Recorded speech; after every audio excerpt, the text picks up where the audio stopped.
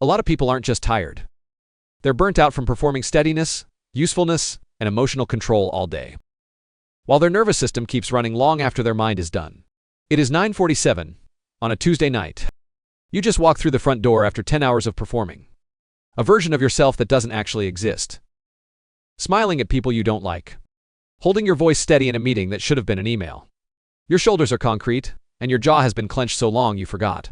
And the second that door swings open, 40 pounds of warm fur crosses the room. He presses his entire ribcage into your shin and just stays there. No bark, no spin, no demand, just weight against bones. Here's the part that should bother you a little. You spend 8, 10, 12 hours navigating a world that runs on subtext. You read your boss's tone, and you decode your partner's silence. You catch the passive aggression buried in a coworker's "per my last email." You're fluent in human doublespeak. But the creature who shares your bed, your couch, your kitchen floor at midnight, he has been running an entire parallel language underneath the tail wags and happy barks. And most of it goes right over your head. Not because you're careless, but because nobody ever taught you what to listen for. This isn't about tricks, and it is not about commands. Not about whether he sits on cue or walks nicely on a leash.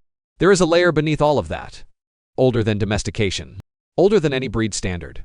Wired into a nervous system that still carries millions of years of pack logic. In every muscle twitch and every shift in body pressure. Your dog has been speaking it to you since the day you brought him home. 6 specific behaviors, 6 things he does with his body that aren't random. Not cute quirks, and definitely not boredom. They're deliberate, repeatable signals that map directly onto the deepest bonds. Wolves form with the allies they would die beside. And that lean you barely noticed by the front door. That was the first one. A securely attached dog doesn't press his full weight into just anyone. Research out of the Applied Animal Behavior Science Journal drew a clean line between this and anxious clinginess. An insecure dog leans because the world is too loud. Your dog leaned because in a room full of furniture, walls, and open space, your leg was the only surface his nervous system wanted to be touching. That isn't affection the way you've been filing it away in your head. That is a biological selection. You're the body his body chose. And that was just the thing you walked past. On your way to set down your keys. Now drop 12 inches off the ground and forget everything you think you know about what just happened in that doorway. Because from down here, none of this is about love. Not yet. Down here, the world runs on a completely different operating system. One built around signal detection, threat assessment, and the constant, quiet question. Is this environment safe right now? Or is it shifting? Your dog's vomeronasal organ picked you up before your key hit the lock. Not your cologne, not your shampoo, your cortisol signature. The specific cocktail of stress hormones bleeding through your skin. After 10 hours of social performance, to a nervous system that evolved to read chemical broadcasts across open terrain, you walk through that door wearing a neon billboard of sympathetic nervous system activation. Elevated, tight, still running the program from your last meeting. So when he leaned his full weight into your leg, that wasn't a greeting. Rewind the sequence from his brainstem outward. His proprioceptive system registered your muscle tension through direct contact. The rigidity in your calf, the locked knee. The subtle postural brace of someone still carrying the day in their skeleton. That lean is a pressure input. It is his body creating a grounding signal against yours. The same way a weighted blanket works on an overfired HPA axis. He isn't asking for affection. He is applying coagulation through physical compression. And your parasympathetic nervous system is already responding before you consciously register it. And that yawn, the big, slow, exaggerated one he threw at you. When the room got heavy, that was never boredom. Norwegian researcher Turid Rugas documented this across thousands of interactions. It is a deliberate calming signal, a broadcast designed to de-escalate arousal in the social field. His nervous system detected the spike in ambient tension, ran its own threat evaluation, and instead of matching your activation, he fired a downregulation cue. He read the room's cortisol weather, and responded with the canine equivalent of a vagal break. Not because he learned it from you, because 60 million years of mammalian social wiring taught his ancestors. That de-escalation keeps the unit alive. The contagious yawn research out of the University of Tokyo confirms something even stranger. Dogs mirror their owners' yawns at significantly higher rates than a stranger's, suggesting the same empathy-linked neural pathways that drive contagious yawning in humans. His nervous system is literally tuned to yours. Frequency matched, running a parallel track you never asked him to run. And then there is the glance. He is 30 feet away at the park. Nose buried in a world of chemical data you cannot access. Processing thousands of scent molecules per second. Through a system 400 times more sensitive than yours. Full sensory immersion, and he stops, lifts his head. Finds your eyes across the distance for barely a second. Then goes right back to what he was doing. Here is the part that rewires everything you thought you understood about what just happened on that living room floor. When your dog rolled over and showed you his belly, your hand moved before your brain even caught up. You rubbed, you cooed, you treated it like a request. But underneath that soft, unprotected stretch of skin, a cascade of neurochemistry was already in motion.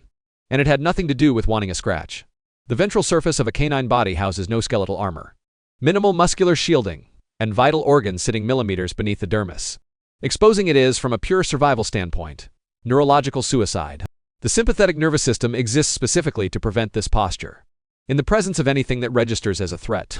So when your dog flips belly up in front of you, you are actually witnessing a voluntary suppression of the entire fight or flight axis, his hypothalamic pituitary adrenal axis, the HPA axis, the same stress circuit that floods cortisol through his bloodstream.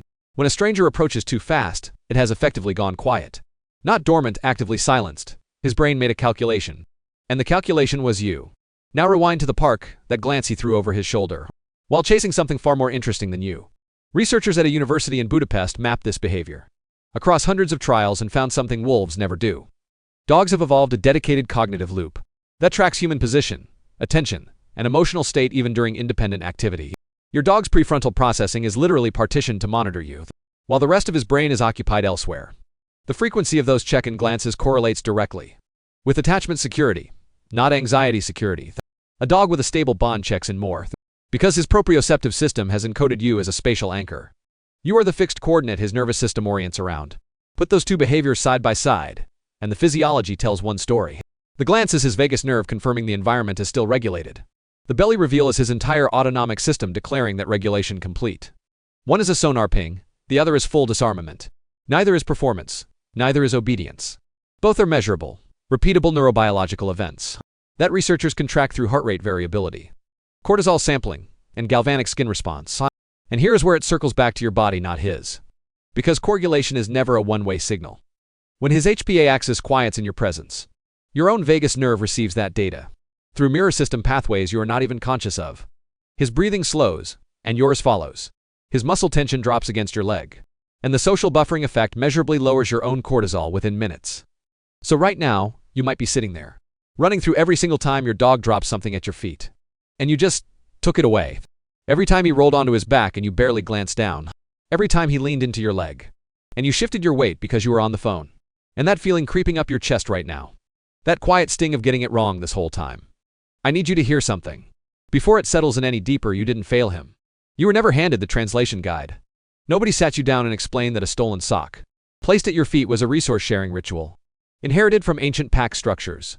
Nobody told you that a belly-up posture in your presence was triggering a measurable cortisol drop, that your dog's stress hormones were literally falling. Because he chose to be exposed in front of you specifically, you had no way of knowing that the lean against your shin was his proprioceptive system choosing your body as its anchor point. You were operating with a human nervous system, reading the world through human social cues. He was operating with a canine nervous system, broadcasting through postural signals, object rituals, and proximity patterns that evolved over millions of years before your species and has ever shared a living room.